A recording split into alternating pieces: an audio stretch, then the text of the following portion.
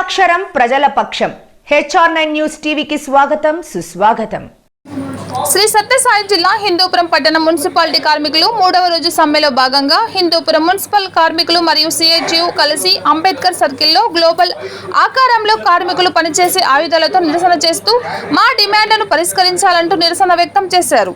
ఈ కార్యక్రమంలో హిందూపురం మున్సిపాలిటీ కార్మికులు, CHU నాయకులు, కార్యకర్తలు పాల్గొన్నారు. మున్సిపల్ కార్మికులను ప్రభుత్వ ఉద్యోగస్తులుగా గుర్తించాలి. మున్సిపల్ కార్మికులను ప్రభుత్వం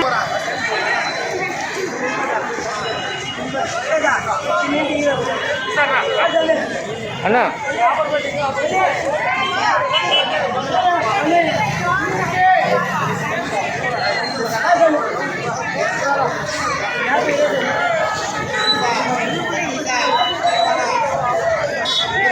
అద్దెలేమో మంటగాళ్ళ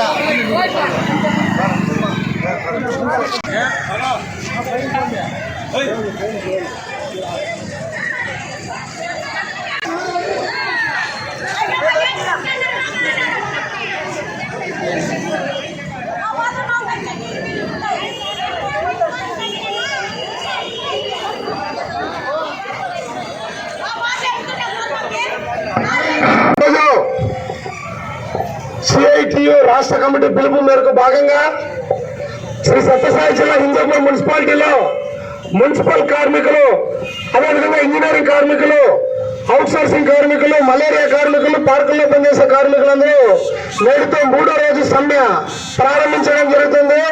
ఈ సమ్మె కార్యక్రమానికి ఇచ్చేసినటువంటి CITU జిల్లా కోశాధికారి సాంబశివ గారిని పరిచయం చేసుకోవాల్సిందిగా కోరుతున్నాం. అదేవిధంగా ఈ కార్యక్రమానికి హాజరైనటువంటి 4 డివిజన్ల మేస్త్రీలు కూడా పరిచయం చేసుకోవాల్సిందిగా కోరుతున్నాం. మన మున్సిపల్ వర్కర్స్ యూనియన్ పట్టణ అధ్యక్షులు మల్లికార్జున గారిని, అదేవిధంగా పట్టణ కోశాధికారిని ఆనంద్ గారిని పరిచయం చేసుకోవాల్సిందిగా కోరుతూ మిగతా కమిటీ సభ్యులందరూ పేరు పేరున పరిచయం చేసుకోవాల్సిందిగా కోరుతున్నాం. ఈరోజు రాష్ట్ర వ్యాప్తంగా మున్సిపల్ కార్మికులు నిరవధిక సమ్మె 3వ రోజు చేరుకుంది.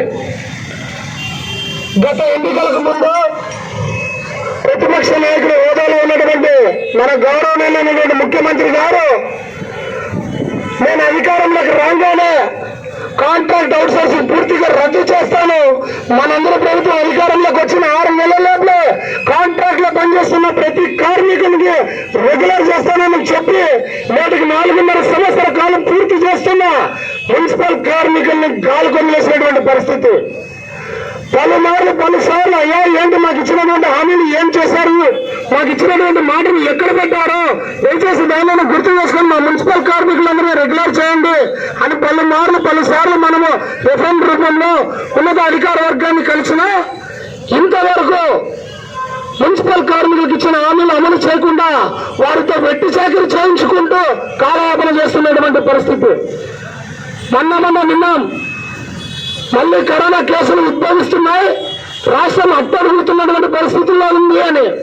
మరి ఈరోజు మున్సిపల్ పారిశుద్ధ్య కార్మికులు పారిశుద్ధ్య పని అయిపోతే ఖచ్చితంగా మలినాలు పేరుకుపోయి ప్రజలు ఇబ్బంది పడరా అని మేము హెచ్చరిస్తున్నాం ఈ సభాముఖంగా. ఇప్పటికైనా మీరు గుర్తు తెచ్చుకొని మున్సిపల్ కార్మికులకు ఇచ్చినటువంటి హామీలు అమలు చేసి వాళ్ళు ఉద్యోగులుగా గుర్తించి వాళ్ళ కనీస వేతనాలు పెంచాలా. లేకపోతే ఈ సమ్మెను మరింత తీవ్ర స్థాయికి తీసుకెళ్లి మున్సిపల్ కార్మికుల హక్కులు తీసుకునే విధంగా ప్రయత్నం చేస్తాం. గత ప్రభుత్వానికి ఏ రకమైనటువంటి బుద్ధి చెప్పామో ఈ ప్రభుత్వానికి కూడా రాబోయే రోజుల్లో ఖచ్చితంగా మున్సిపల్ కార్మికులందరూ కలిసి బుద్ధి చెప్పే ఆసనం తొందరలో ఉందని మరొకసారి హెచ్చరిస్తున్నాం మిత్రులారా. కాబట్టి ముఖ్యమంత్రి గారు, రాష్ట్ర ప్రభుత్వం ఆలోచించి మున్సిపల్ కార్మికుల న్యాయమైనటువంటి సమస్యలు తక్షణం పరిష్కరించాలని కోరుతూ ఈ కార్యక్రమానికి ముఖ్య అతిథిగా హాజరైనటువంటి CITU జిల్లా అధ్యక్షులు జట్టి శ్రీనివాసులు గారిని పరిచయం చేసుకోవాల్సిందిగా కోరుతూ ఈ కార్యక్రమాన్ని ఉద్దేశించి సాంబా గారు మాట్లాడాల్సిందిగా కోరుతున్నాను. మున్సిపల్ కార్మికులు సంబంధించినటువంటి కాంట్రాక్ట్ అవుట్ సోర్సింగ్, అదేవిధంగా మున్సిపల్ కార్మికులుగా వీళ్ళందరికీ కూడా ఇంతకు ముందే మా నాయకులు జగదీష్ గారు చెప్పినారు, మొత్తం అధికారంలోకి రావడానికి పాదయాత్రలోను, అదేవిధంగా అసెంబ్లీలోను కాంట్రాక్ట్ కార్మికులకి, అవుట్ సోర్సింగ్ కార్మికులకి వీరందరికీ కూడా నేను రెగ్యులరైజ్ చేస్తానని చెప్పేసి ఓట్లు వేయించుకున్న తర్వాత 4.5 సంవత్సరాలు పూర్తి అయిపోయి ఇంక 3 నెలల్లో ఎన్నికలు రాబోతున్నాయి. కానీ గత 4.5 సంవత్సరాలుగా అనేక రూపాల్లో మున్సిపల్ కార్మికులు రాష్ట్ర వ్యాప్తంగా అనేక సార్లు ఈ ప్రభుత్వానికి అనేక రూపాల్లో వినతులు ఇవ్వడం జరిగింది. అనేక పోరాటాలు, ఆందోళన కార్యక్రమాలు చేయడం జరిగింది. అయినా గత జూన్, జూలై, ఆగస్టులో ఇచ్చినటువంటి జీవో ఏదైతే ఉందో దీన్ని కూడా జీవో ఇచ్చారు, కానీ దాన్ని కూడా అమలు చేయలేనటువంటి పరిస్థితి ఈరోజు ప్రభుత్వం. కాబట్టి ఈరోజు మనకి 26,000 రూపాయలు కనీస వేతనం ఇవ్వాలా. అదేవిధంగా మీరు ఇచ్చినటువంటి మాట ప్రకారము మొత్తం కార్మికులందరినీ రెగ్యులరైజ్ చేయాలా, సమాన పనికి సమాన వేతనం ఇవ్వాలా అని చెప్పేసి మొత్తం కార్మికులందరూ కూడా ఈరోజు సమ్మె బాట పెట్టారు. ఎందుకంటే ఈరోజు ప్రజానీకానికి, హిందూపురం ప్రజానీకానికి అందరికి కూడా తెలియాలా ఎందుకు ఈ కార్మికులు ఈరోజు మున్సిపల్ కార్మికులు ఉదయం నుంచి సాయంత్రం నైట్ అంతా కూడా పనిచేసి మొత్తం నగరాలు, పట్టణాలు అన్నీ కూడా క్లీన్గా ఉండడానికి, మనందరూ ఆరోగ్యాలు అందరూ బాగా ఆరోగ్యంగా ఉండడానికి వాళ్ళు చేసేటువంటి పని, వాళ్ళు చేసేటువంటి కృషి. అయితే ఈరోజు ఉన్నటువంటి పరిస్థితుల్లో ప్రతి కుటుంబానికి కనీసం గడవడానికి 26,000 రూపాయలు కనీస వేతనం ఇవ్వాలని చెప్పేసి సుప్రీంకోర్టు 2016లోనే తీర్పు వచ్చింది. కానీ వీళ్ళకి సుప్రీంకోర్టు తీర్పున్నా లెక్కలేదు, హైకోర్టు తీర్పున్నా లెక్కలేదు. కానీ ఇచ్చినటువంటి మాట మీద కూడా నిలబడరు. కాబట్టి ఇంకా పోరాటం తప్ప వేరే మార్గం లేదని చెప్పేసి కార్మిక వర్గం అంతా కూడా ఈరోజు మొత్తం సమ్మె బాట పెట్టినారు. ఎందుకు ఈరోజు మనం ఈ సమ్మె చేస్తున్నాం, ఎందుకు ఈ కనీస వేతనాలు కావాలని చెప్పేసి 4.5 సంవత్సరాలుగా ఇప్పటి వరకు అనేక రకాలుగా నిత్యావసర ధరలు కానీ, పెట్రోల్, డీజిల్, గ్యాస్ ధరలు కానీ, విద్య ఖర్చులు కానీ, వైద్య ఖర్చులు కానీ, అదేవిధంగా అనేక రూపాయలు కరెంటు ఛార్జీలు కానీ, ట్రాన్స్పోర్ట్ ఛార్జీలు కానీ, ఇవన్నీ కూడా జగన్మోహన్ రెడ్డి గారు వచ్చినప్పటి నుంచి ఇప్పటి వరకు 300 నుంచి 500% ఛార్జీలు మొత్తం పెంచడం జరిగింది. కానీ ఈరోజు వాళ్ళకి కనీస వేతనాలు ఇవ్వకుండా ఈరోజు మీరు పక్క ఛార్జీలు పెంచారు. మరి నెల అయితేనే మాకు వచ్చేటువంటి శాలరీ కాక మేము చదువుకోవడానికి కానీ, వైద్య ఖర్చులకు కానీ అప్పు చేయాల్సినటువంటి పరిస్థితి, బంగారు లోన్లో తీసుకోవాల్సినటువంటి పరిస్థితి, దానికి వడ్డీలు కట్టేసినటువంటి పరిస్థితి. కాబట్టి ఎంతకాలం ఇలా మేము చాలని జీతంతో బతకాలని చెప్పేసి ఈరోజు కార్మిక వర్గం అంతా కూడా చాలా బాగా కడుపు మండి ఈరోజు రోడ్డులోకి రావడం జరిగింది.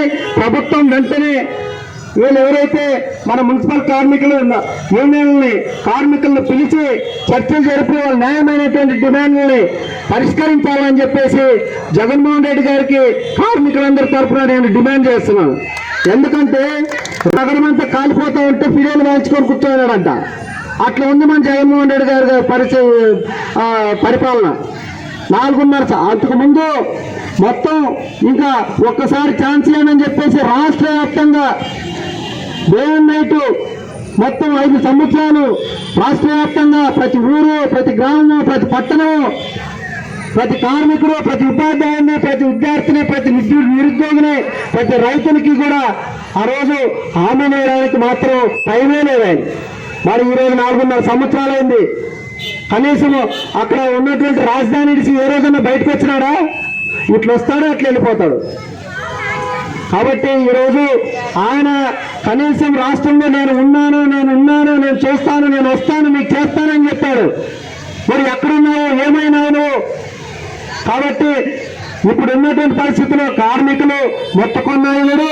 అదేవిధంగా వాళ్ళు అధికార పక్షంలో ఎమ్మెల్యేలు కానీ, మంత్రులు కానీ, అధికారులు కానీ ఎవరు చెప్పింది కూడా నేను విన్నాను. అదే సినిమాలో పవన్ కళ్యాణ్ సినిమాలో ఏం చెప్తాడు ఆయన, ఎవరైనా నేను మోనార్క్ని, నన్ను ఎవరు మోసం చేయలేరు అంటే, మోనార్క్ ఈరోజు నేను ఎవరిని నమ్మకపోతే ఈరోజు రేపొద్దున నిన్ను కూడా రాష్ట్ర ప్రజలు, కార్మికులు, ఉద్యోగులు, ఉపాధ్యాయులు, ఎవరు కార్మిక వర్గం రేపొద్దున నిన్ను కూడా నమ్మరు. నమ్మకపోతే నీ పరిస్థితి ఏమవుతుందో ఒకసారి ఆలోచన చేసి వీళ్ళ సమస్యలు తక్షణం పరిష్కారం చేయాలా. లేదంటే మొత్తం అన్ని ఉద్యోగ కార్మిక సంఘాలు అందరినీ కూడా ఐక్యం చేసి ఈ సమస్యలు పరిష్కారం చేసేంత వరకు ఈ పోరాటాన్ని కొనసాగిస్తామని చెప్పేసి తెలియజేసి అవకాశం ఇచ్చిన ధన్యవాదాలు.